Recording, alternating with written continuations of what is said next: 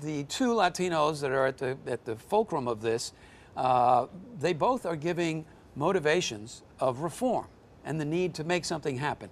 We know that the New York State Legislature has been dubbed by the Brennan Center for Law and Justice as the most dysfunctional legislature in the country. Their mantra is reform, but is that really what it's about?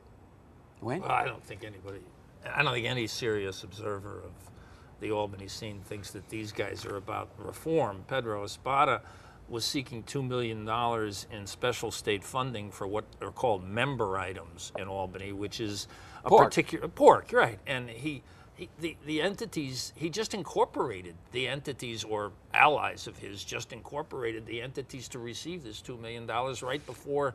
And it's a subsidiary of his other nonprofit health organization. Which is, you know, his entities have been under investigation, and many of the people, several of the people who work in the nonprofit entities that he controls have been indicted and convicted. He has never been convicted of anything, but people associated with them in these programs have been. And so he's creating these programs right before he demands $2 million for it. The Democrats wouldn't give him the $2 million.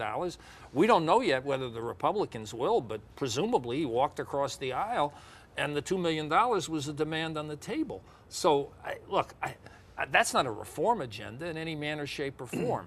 I think there's a much more serious question about whether or not this in some ways elevates Latinos in politics in this state. This is an exercise of Latino political power simply because Latinos are so critically involved. But I don't think anybody thinks there's really a reform agenda about this.